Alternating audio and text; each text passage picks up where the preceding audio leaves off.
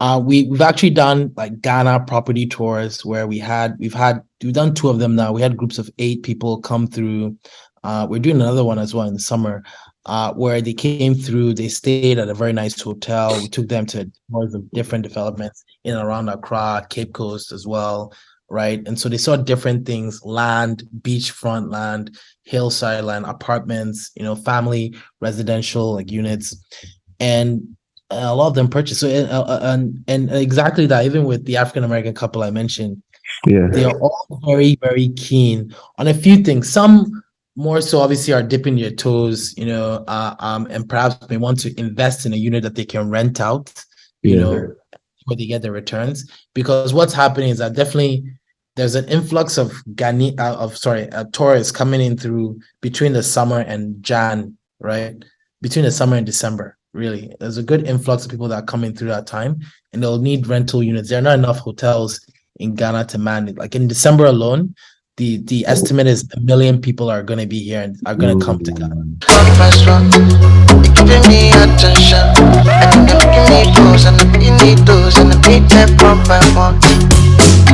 Welcome to another episode of the Pepe Soup Talk Show. My name is Aki. I'm here with my partner Paul. This is a special episode because since the early days of One Jollof, a conversation that we've been having is this idea of shifting the perspective of people when it comes to the possibilities that can exist as far as the relationship with the continent. Countries like South Africa, Ghana, Nigeria, this idea of what it can look like to work, to live, and to experience the continent. So we've had indications of that, right? In 2019, there was the Year of Return, which was an initiative by the Ghanaian government to encourage Africans in the diaspora to settle and invest in Ghana, but the continent in general. And it's simultaneous with that, we're also seeing here in the US, people who are having a desire to reconnect more with the continent. And so you have companies like African Ancestry, .com, for example, and even just in general, the sentiment we're seeing here, like people really wanting to like tap in more to the continent and learn more about, the countries of origin and things of that nature. And so it's a pleasure to have with us today, Kweku Essien, who is the co-founder and a chief commercial officer from a real estate company called Seso Global. And Seso Global is being considered the Zillow of Africa. Right, the Zillow of Africa, and they've actually been helping a lot of people, and especially African Americans, find properties and invest in places across the continent, like Nigeria, South Africa, Ghana. I believe you mentioned Kenya also, and so we're excited to have this conversation with him around that surge of people investing and wanting to tap into the continent, learn more about what Seso Global as a company is doing, and also learn more about Kweku's background himself and what he's got going on. So, without further ado, Kweku, would like to welcome you to the Pepe Soup Talk Show. Thank you very much for having me, gentlemen. I'm very, very happy to be on the Pepe Soup I'm very, very excited. Great name actually for a podcast, I must say, and I'm ready for any hits you may have for me. Well, Toby likes to come with the hard questions. So I know you're ready. But it's a pleasure to speak with you, and we love your energy already. And but I kind of gave that intro. But if you could talk to us a little bit about Seso Global. I know you're one of the co-founders, so you can talk a little about how the organization, the company came about, and then the kind of the work in general that the Seso Global is doing. Yeah, no problem. I was born and raised in Ghana. Spent a lot of time in Canada myself, and I was working for a family office in Canada who were Kenyan background actually, and we're always looking at different opportunities in the continent, especially in East Africa. And one of the things we were looking at was actually working with a digital company in Canada that had digitized the land registry in Canada, in probably like in the province of Ontario and Manitoba, and basically I digitized the whole platform. It's now a company worth $8 billion or so now, so a massive company, and we were looking to understand how to bring that technology to the continent.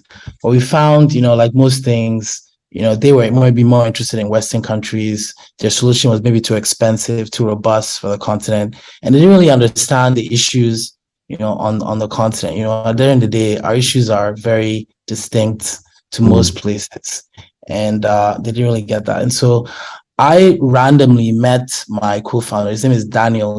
He's a American, and I met him in Ghana when he actually was also working. He had gotten a grant to assist the Ghana Lands Commission with digitizing its registry. And I just randomly met him at a workspace in Ghana, and I was just randomly talking about this Canadian company called Terranet. So I mentioned it, and he overheard me speaking.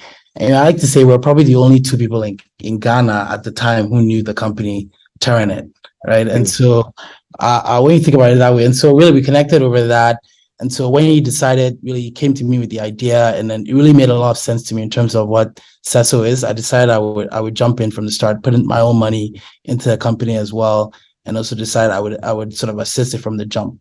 So Seso is, yeah, we like to say the Zillow of Africa. I'm sure you know Zillow and what it does, how useful it is for those in the United States and the markets that it serves.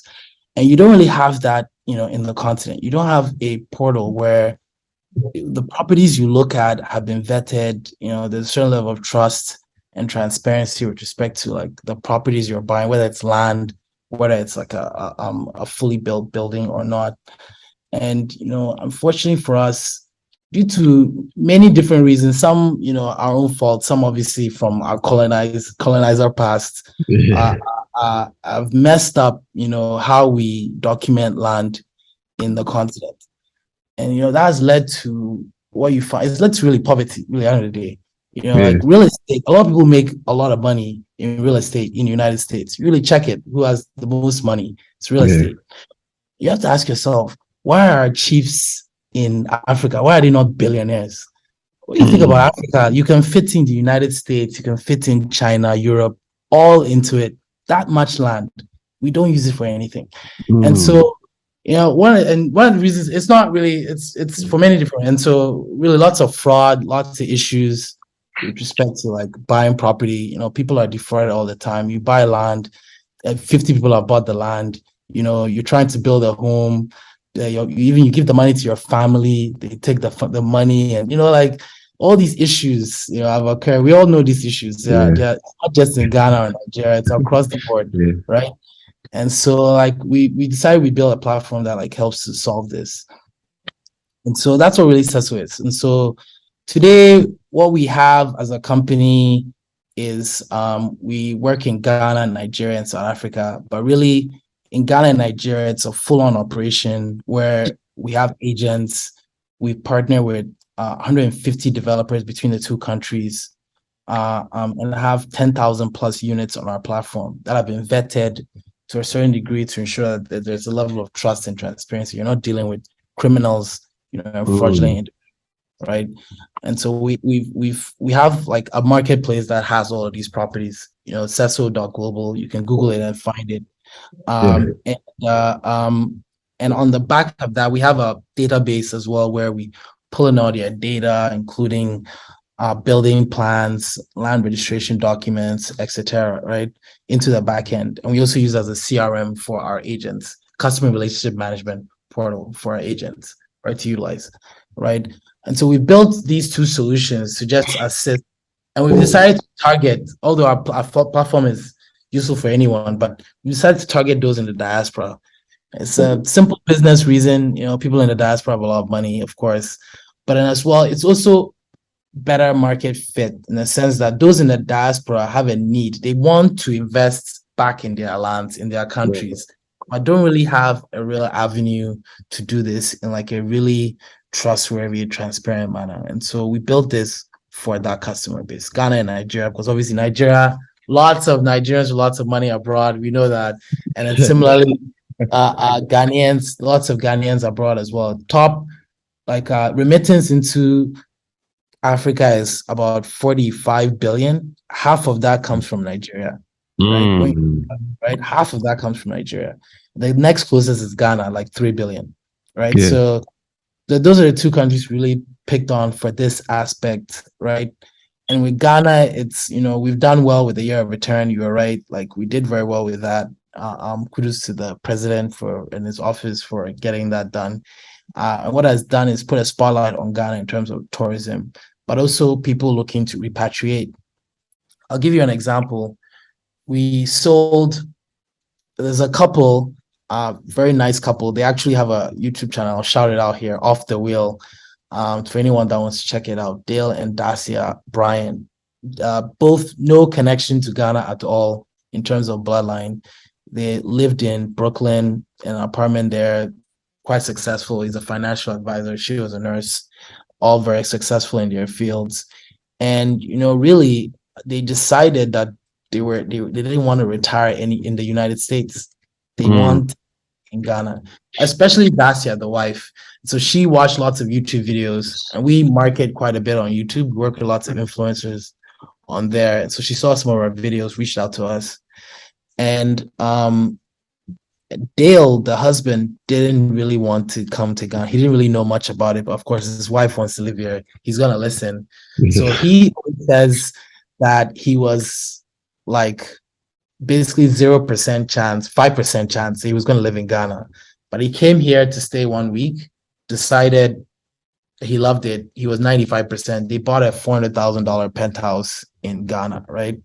Right. So it's and this is a couple that have no connection to Ghana, had only been there once before they decided they would purchase it. Right. So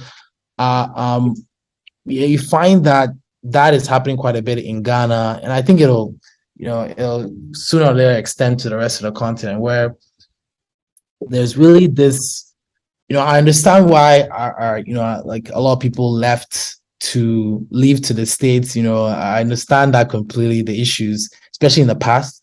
And obviously slavery as well took a lot of our ancestors out of here as well into other parts of the world.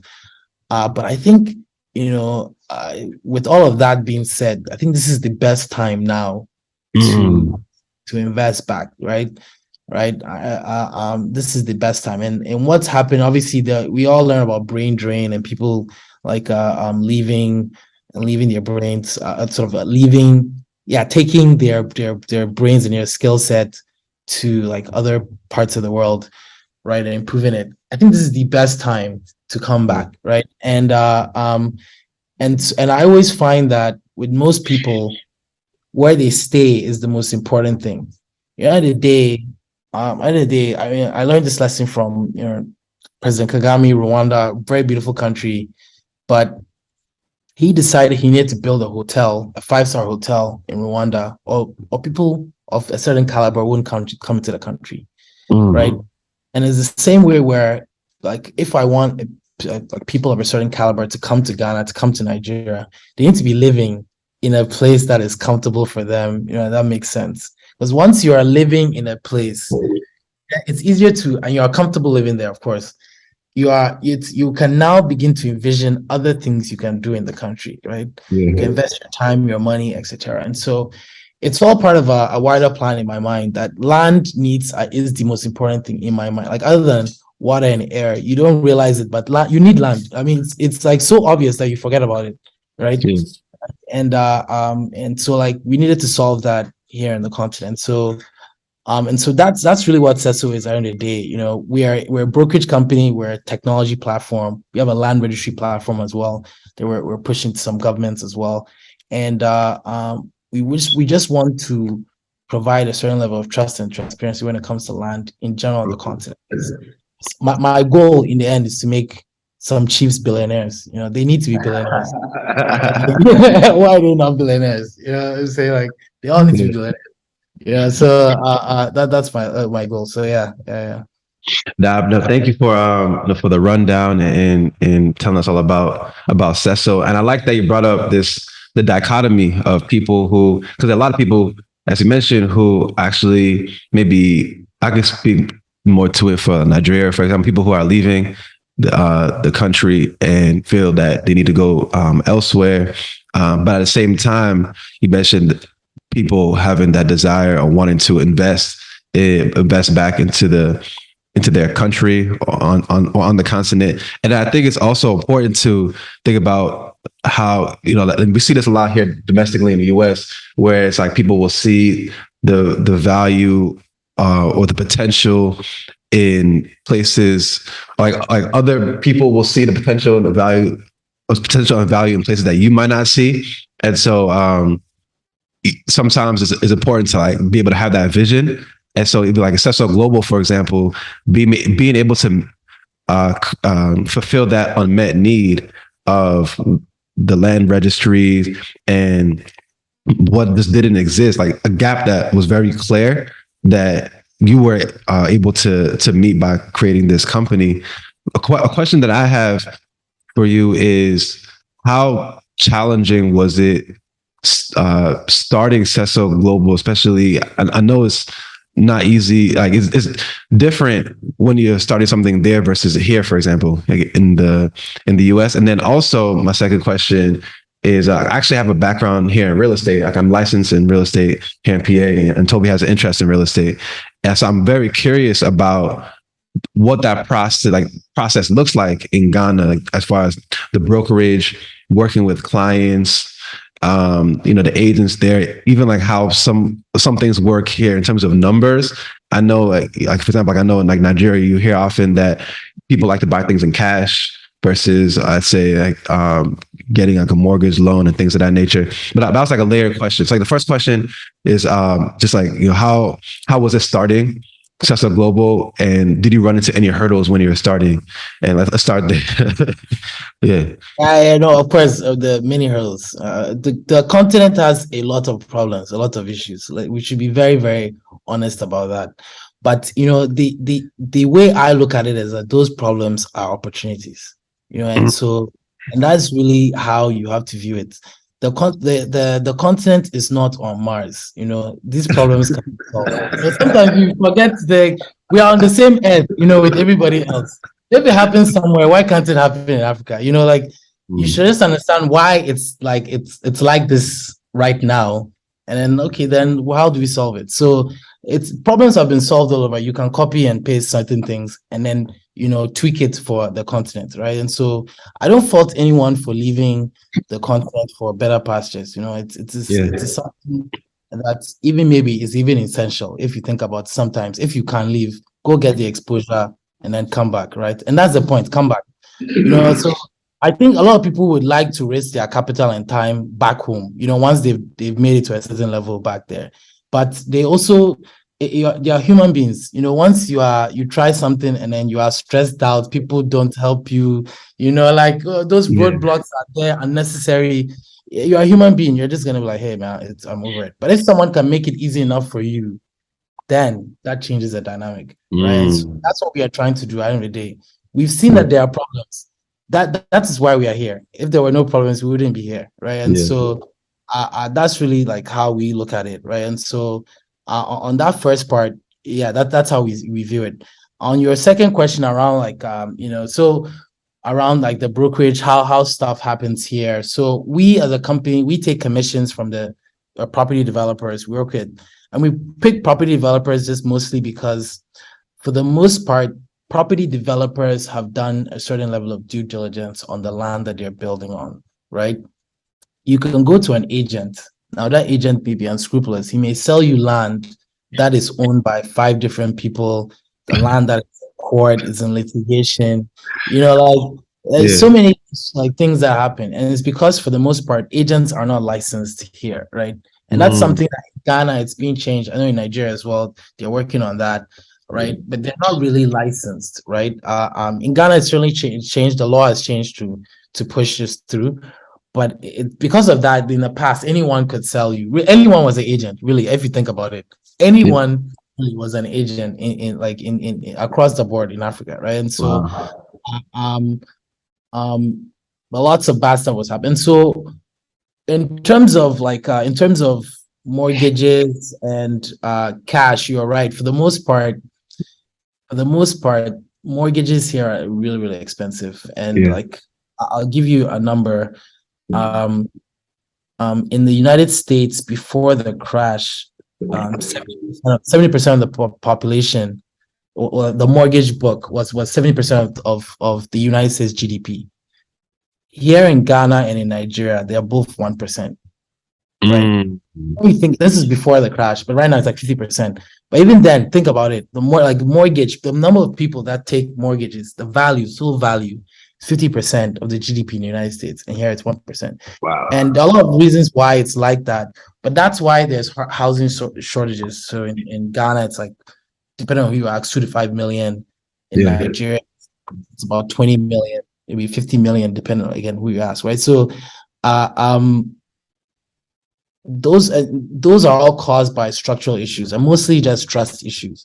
Yeah, you can't trust who's buying, you can't trust your credit rating.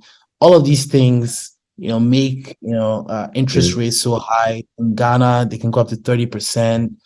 So there are issues, structural issues here that stem from trust, stem from other parts of the economy as well, right? And so you need to at least provide some layer of trust so people can trust the data that they're looking at. Oh, do you own this land? Do you own this? Those elements make it easier to price risk, whereas now you can't really do it. So that's again something that we're looking to bring to the market. So we understood this, and like I said, we do assist those in the local community. But really, if you really think about it, what is an affordable? People talk about affordable housing. What's an affordable house to most people? Really, like 50% of the population in Ghana. Probably like $5,000, like for a home, like they can buy a home today, like right, like like for most people, right? So, you find that there are certain issues that are more structural that have to be like solved to assist with that, right? And so we decided Diaspora was like at least the best to start with, to begin with, and then look to then solve that issue. So the Diaspora is a big part to play here. There are a few, obviously, just buying a home in itself is bringing some level of income to the country. Maybe you need a property manager in the home, you need a cook, a chef, someone, as well. You can maybe put it up for Airbnb, so all these things bring a certain level of income and also jobs to the community. And then you come and live here as well, perhaps. Then you want to operate your own business. All of these things at a certain level once you purchase property, right? And so that's some of the thinking around what we have decided in terms of starting with as a niche. But we are working with, I will say we are working with chiefs, and to all the chiefs out there, please feel free to reach out to me. I want to make you up, but we're working with chiefs here in Ghana and basically in Ghana, about 80% of the land is owned by chiefs and family office, like families, right? And that's pretty much the case in most places in Africa. It's like that, right? We're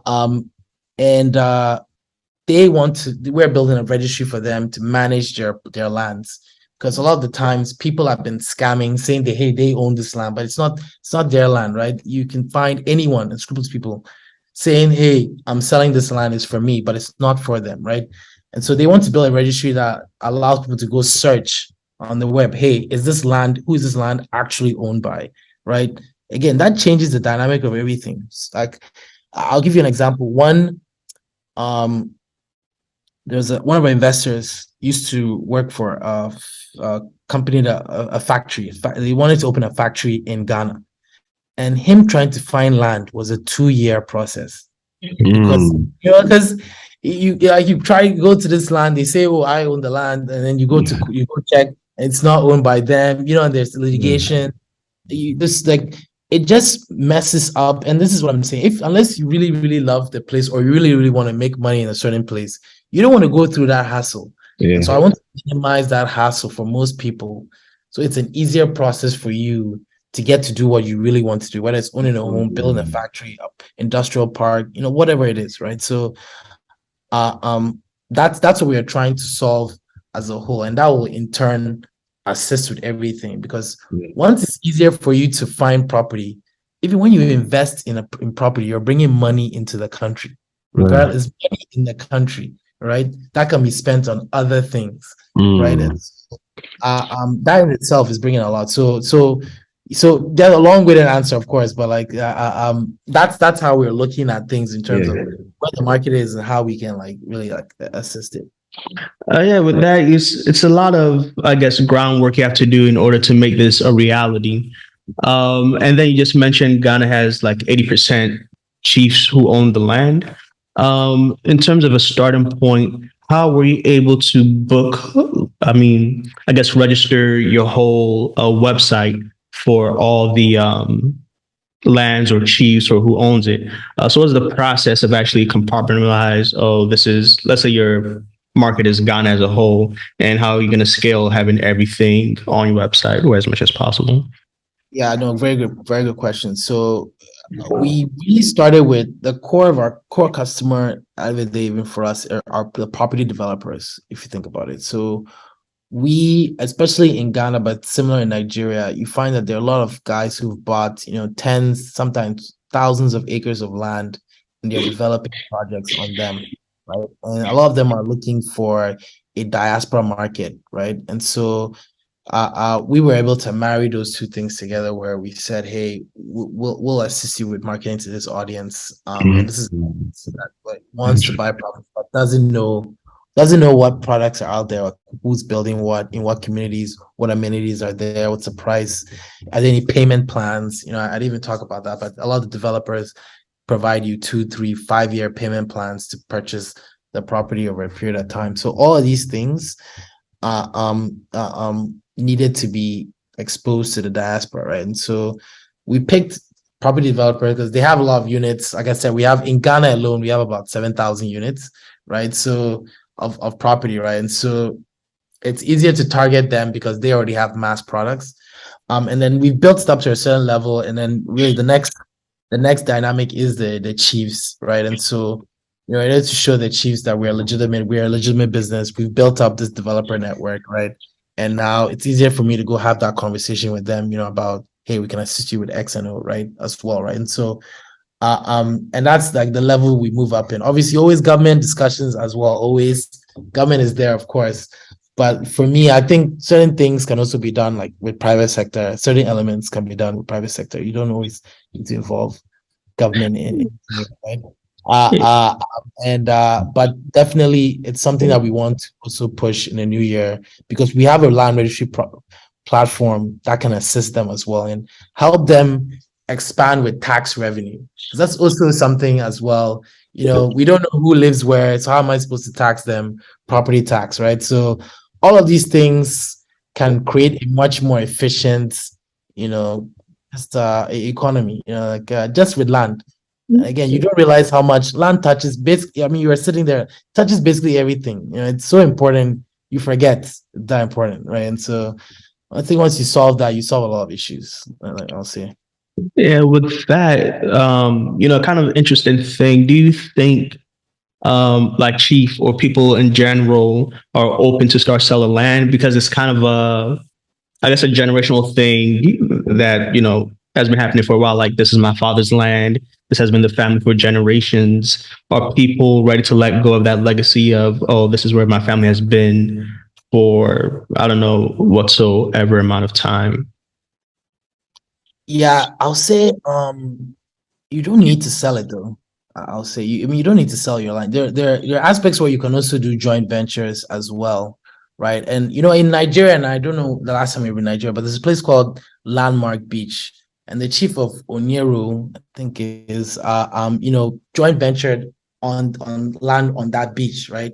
And he's now like the biggest boss there. That man is a real chief billionaire, like a real like. You know what I'm saying? Like a chief man is a billionaire. You know what I'm saying? Like he's done it well. And anyone who like just Google Landmark Beach, like so nice in Nigeria, so beautiful, right? And he's done it very well. And in fact, there are lots of beaches across West Africa that are not used at all that land should be used, right? And so you don't need to sell it. Of course, I mean, I'm not going to stop any from selling if you know you can use the money for something else, but you can always joint venture, right? And it's a more of a long-term value, but it increases your net worth, and you're getting steady like royalties as well from either like units that you own within it, or you're getting like a royalty from the revenue that comes from it, right? So all these, that's what I'm saying, they should all be billionaires, because when you sell it, you're just going to be maybe a millionaire. You could be a billionaire by doing like a joint venture with it, right? And sort of getting like accruing some royalties, like revenue, like commissions or royalties from the units, right? So yeah, I mean, like in that sense, yeah. So I think a lot of them would love to do this. The issue is that most people do not trust chiefs, unfortunately. That's the issue. They don't trust them, and it's very unfortunate when you think about it. Like, and so people don't want to do business with them. And so although they are legitimate guys there, as soon as you say chief, people are like, man, I don't want to deal with this, right? And so we want to change that narrative, right? We want to change that narrative because there are guys who want to do legitimate business. I want to put them to the fore, right? And so that's what we're trying to do with the platform. Gotcha. Now I'm thinking of if my people have any land back in Nigeria, man, you can post some of our land on your site. Easy. We can easily do that. Easy. Yeah. I know you mentioned where you guys operate, that you're in Ghana. You mentioned you have an office in Lagos, and I know you said South Africa. Are you looking at other countries go in the future? Are those, you mentioned sort of the main hubs? You also mentioned like Kenya as a main hub. Is that the focus for now? Kind of like, how are you thinking as far as continuing to scale to other areas? Yeah, we're not in Kenya yet, actually, but it's the next place. Yeah, we want to go to for sure. Kenya is like, so I say top 4 in remittance: Ghana, Nigeria, Kenya, South Africa. So those countries make a lot of sense for us in terms of like diaspora. Yeah, so I'm sorry, we want to expand to way more countries, especially with our software. So in South Africa, it was more of a software play. We don't have like boots on the ground. We had a platform. We're the first blockchain-based land registry tool used in a place called Kailicha near Cape Town, Cape Town, so somewhere in Cape Town.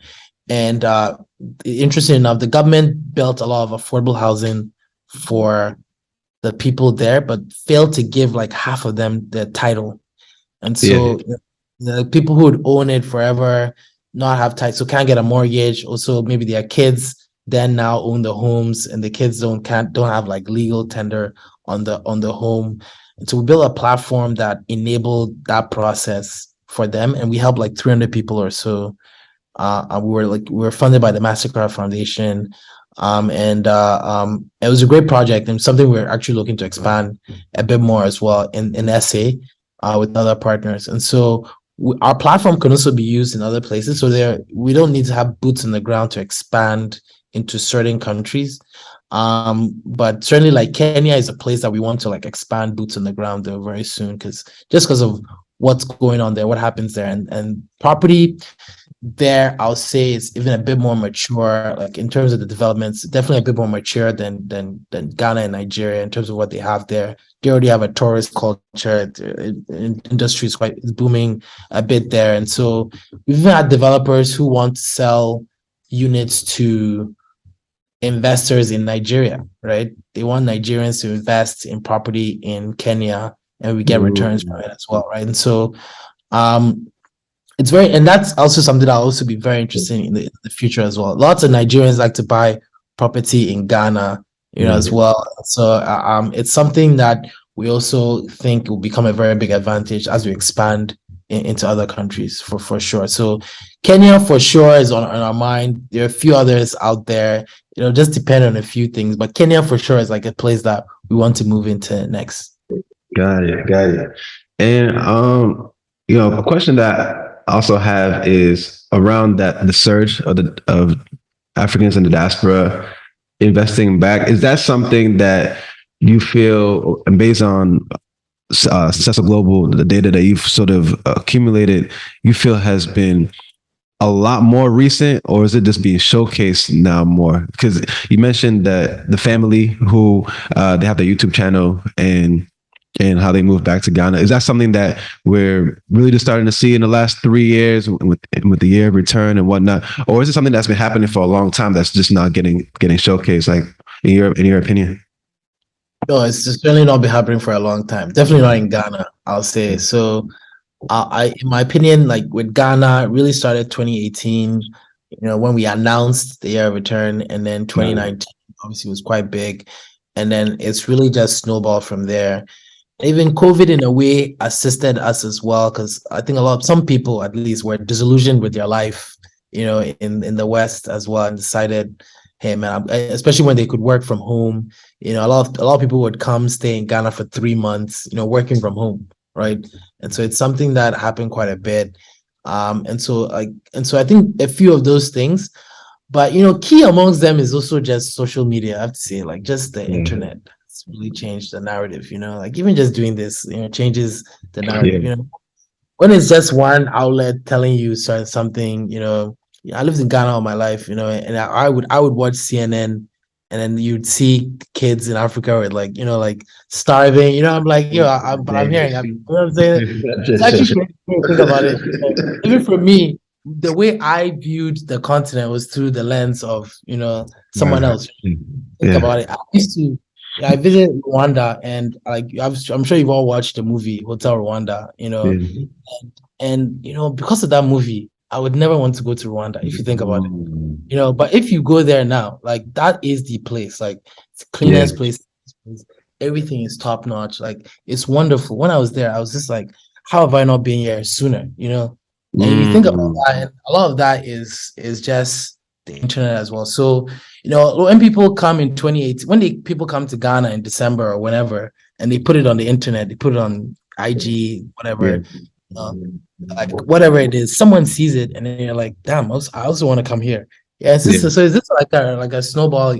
Is this getting viral in that sense, right? So, like a lot of that is, was the year of return, but also the internet has helped in a sense. The year of return definitely like sparked it like pretty like a lot, but I feel like the internet was just going to like snowball regardless. When people are here, they are having fun, and you are like, in December here is so warm, and in December most places is really cold.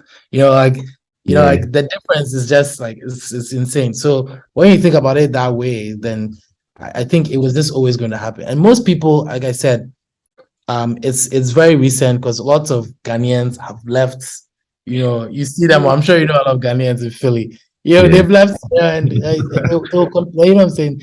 And again, for good reason. It wasn't great for a lot of our history, for many different reasons. And I'm not even saying it's the best now, but definitely it's the best time now than compared to other times to do anything now. Come back and do anything. And so we're seeing that in Ghana, we're seeing it in Nigeria, we're seeing it in a lot of places across the continent where at the very least there's something to be done and there's something to build. And the issues are just human issues, nothing impossible that we can't solve, right? For the most part. Have you also noticed that surge with or the field African Americans? Have you noticed a lot of African Americans also wanting to invest or looking at that as a possibility? 100%. Like half of our clients are African American. Half of your clients. Wow. So we've actually done like Ghana property tours where we've done 2 of them now. We had groups of 8 people come through. We're doing another one as well in the summer, where they came through, they stayed at a very nice hotel. We took them to tours of different developments in and around Accra, Cape Coast as well, right? And so they saw different things: land, beachfront land, hillside land, apartments, family residential like units, and a lot of them purchased. So and exactly that. Even with the African American couple I mentioned, they are all very, very keen on a few things. Some more so obviously are dipping their toes, and perhaps may want to invest in a unit that they can rent out, where they get the returns. Because what's happening is that definitely there's an influx of tourists coming in through between the summer and Jan right? Between the summer and December, really. There's a good influx of people that are coming through that time, and they'll need rental units. There are not enough hotels in Ghana to man it. Like in December alone, the estimate is 1 million people are going to be here and are going to come to Ghana. When you think about it, country of 30 people, right? That's a lot of people coming into the country at one time, and so it'll really be like an influx of uh of of of tourists coming into the country during a certain period, and so you definitely need like units for them to stay in, right? And so a lot of people invested in like in those units, but you also, what I think will also be like the biggest one for Ghana is the retiree market, right? So there are a lot of individuals who, who retire, Black Americans who retire. Maybe they lived in, the Northeast or somewhere in your area, but they want to go somewhere when they retire a bit more sunny. So they go to ATL, Florida, Mexico, right? Dominican Republic, etc. Right? But why not Ghana? Right? And so why not Nigeria? Why not places where there's heat all around, right? So for all these people, I guess just about building the necessary infrastructure. So if they had a nice estate where they lived by the beach, where there's restaurants there's a supermarket, there's a hospital, like they'd be fine with it. They'd be okay. Like and their money goes much longer over there. Like when you look at US dollar to the Ghana cedi today or to the naira, their money could go much longer over there, right? And so like all of these things I think are affecting it. And so we're seeing like even as African Americans, it's those two markets: people who are saying, hey, I just want to retire here, and then people who want to invest in units, right, that bring them some returns. That's cool. So we're kind of rounding out the turn of the interview. I got one more question for that. Yeah, couple more questions. Okay. Couple more questions. You can go. Okay. I thought you were about to round up. I was like, wait, I got one more thing. We need you for a little longer, my brother. No worries, man. I'm here. Yeah. So there's this thing. I'm not sure if you're familiar with the Chinese money trap. So China has been doing a lot of investments in Africa also. So basically they give the government a whole lot of money that they really can't back, and they know they can't pay it back. And what happens, I think, in a few countries, once, the government defaults on the loan China has provided, they own a part of the land of the country as collateral. And I just want to get your perspective of this movement you see in other foreigners kind of coming back into the continent, and I won't say recolonizing, but also taking in kind of not a so morally sound ground again from the continent. Yeah, obviously, like off the bat, obviously it's very terrible that happens. But I'll give you like a long-winded answer. So like I lived in Canada for quite a bit. Still there also as well, actually. And in Toronto has the fastest growing skyline in the world. It's one of the most expensive places to live in the world. And one of the reasons for that is that there's a lot of Chinese money that buys up all the units in Toronto, in Vancouver as well. Lots of money in there, right? And I say that to say that China has a lot of money, obvious, but a lot of money that they want to spend into something. And I think it brings with it, obviously, it's negatives, but it's not something that is even just it's something that just happens in the continent. It's a lot of money to spend. And unfortunately, a lot of our leaders perhaps are not at the level where they can negotiate to the level with the Chinese, or perhaps obviously there's a lot of corruption that enables this aspect across the board, right?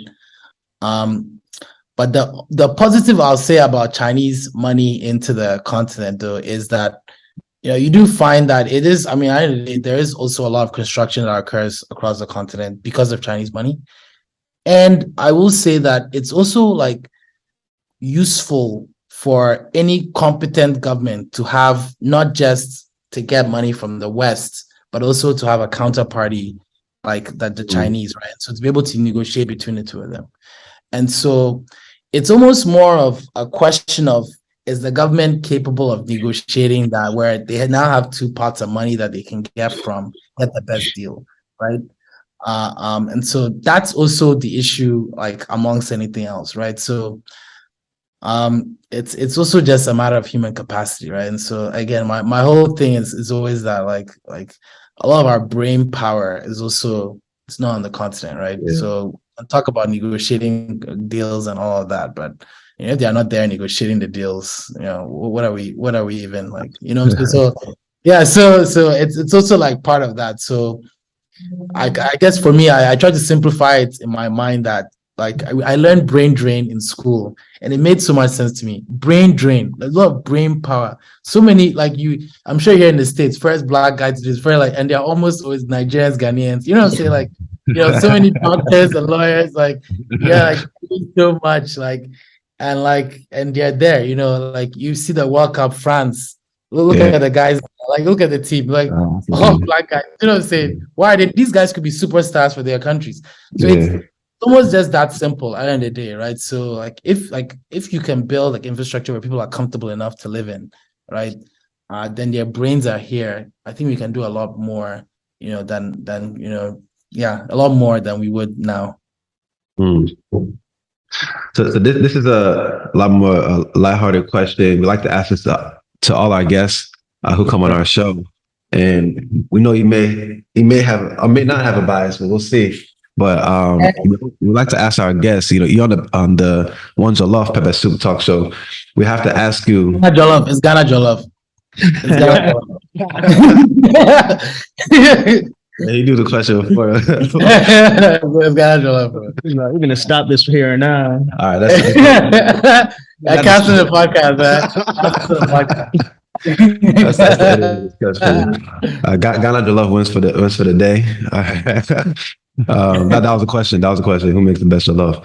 So Kweku, with you being a entrepreneur on the continent in Ghana, and you have sort of been in the space for some years. What advice do you have for let's say the younger Kweku who was starting on that journey to begin Seso Global, or for anyone who is looking to build in Ghana or the continent in general, who may have spent a lot of time in Canada or in the US or in other places and wants to go back and build there?